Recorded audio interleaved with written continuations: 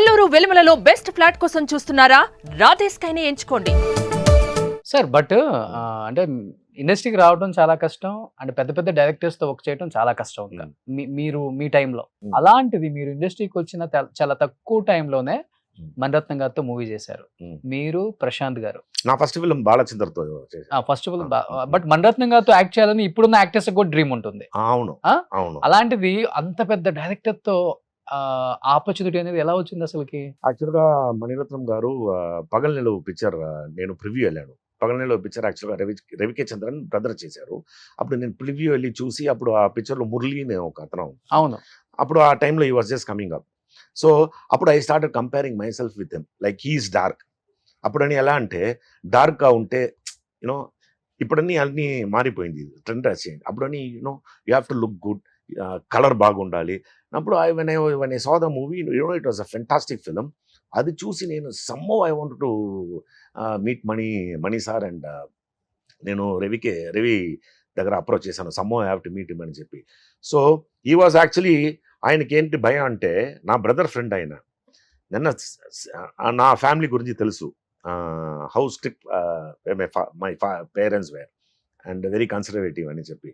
So వాళ్ళ దగ్గర if he tries to help me he'll be sued because they ఆయన దగ్గర అడుగుతారు కదా నువ్వేంటి ఆయన యువర్ స్పాయిలింగ్ హిమ్ అని చెప్పి. So all that he had in mind. He's the first one who took me photograph ఆయన కెమెరాతో. So actually that went to Mani sir through the assistants కదా, Mani sir assistant. So that time he did one film called Mouna Ragam. అవును అవును, it's a very good film. No అందులో Karthik role గుర్తుండాలి ఆ role కోసం. But I was very young. He was impressed actually seeing my photo. అది చూసి తర్వాత he took a screen test ఆ టైంలో ఆర్టిఫిషియల్ మోషన్ పెట్టి. సో అది చూసి he said I look too young for the character, no I don't look matured అని చెప్పి. The photos what he took, many photos what he took, అది I took it from their office. అది పెట్టుకొని I started searching for offices అన్ని తిరిగేశారు. అప్పుడన్నీ మీరు photos వేయాలి కదా, బ్యాక్ సైడ్ లో నేమ్ ఇదని రాసుకొని టెలిఫోన్ ల్యాండ్ లైన్ ఉందా ఇంట్లో, ల్యాండ్ లైన్ లేదు, పక్కింట్లోనే ఫోన్ రావాలి, పీపీ. సో పీపీ అని రాసి సో వాళ్ళెవరు he doesn't like me because I don't study no, he used to be old man.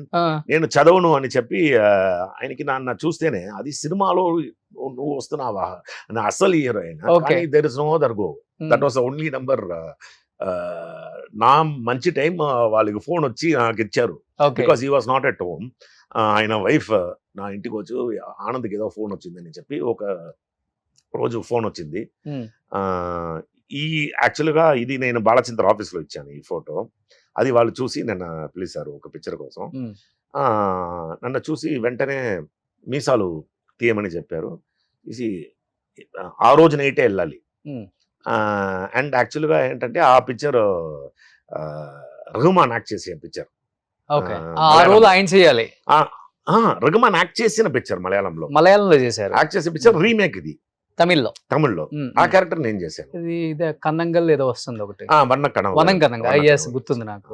మీరు మురళి గారు, మురళి, కార్తీ, అక్కడ మమ్ముటి, మోహన్ లాల్, రెహమాన్ చేశారు. ఇది ఇంతకు ముందే ఇంటర్వ్యూలో అది నేను చెప్పాను. So just you know so that was my first film.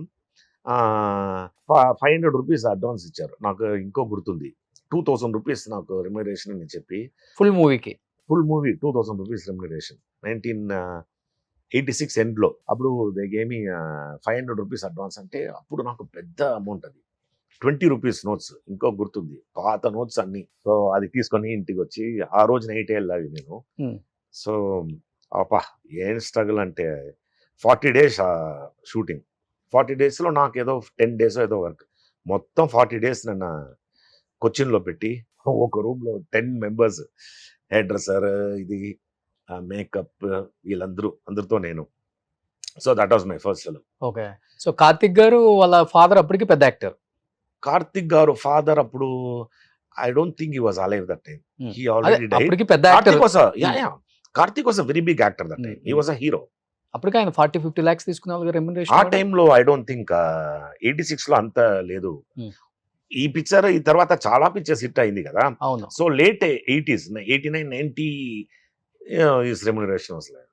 Peak లో ఉన్నారులే కార్తిక్ గారు అప్పుడు. కార్తిక్ తెలుగులో కూడా- always had a market. He was a good actor. All his movies are doing అవును, వెల్. అవును, అండ్ అవును. తెలుగులో కూడా అన్ని బిగ్ హిట్స్ తన అవును అవును తర్వాత ఇక్కడ తర్వాత చేసే picture, అవును తగ్గించారు, కొన్ని అవును. ఫాదర్ రోల్స్ చేశారు, ఇప్పుడు అసలు అవును. కనిపించట్లేదు ఆయన. అవును.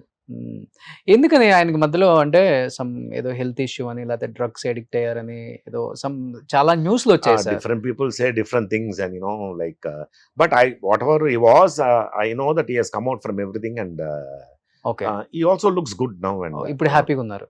I think so. ఒక బ్యాడ్ Should ఫేస్ be ఉంటుంది happy. ఎవరికైనా కానీ లైఫ్ లో. 100% అందరికి డెఫినెట్ గా వస్తుంది. You can be happy all the time. No. Yes sir.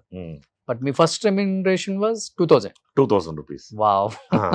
So అది తర్వాత ఆ పిక్చర్ రిలీజ్ అయింది. Second picture remuneration 5000. And my next film was with Kamal Haasan. Kamal గారితో చేశాను నెక్స్ట్ ఫిల్మ్. సో అది తర్వాత ఇంకొక పిక్చర్ చేశాను, పూంతోట కాల్కారన్ అని చెప్పి, అది తెలుగులో రీమేక్ చేశారు. సో ఆ పిక్చర్ లో 15 ఐ స్టిల్ రిమెంబర్. వాళ్ళు ఎక్స్ట్రా ఇచ్చారు నాకు, ఇంకో 15 ఇచ్చారు. So that was the biggest remuneration for me that time. 30,000.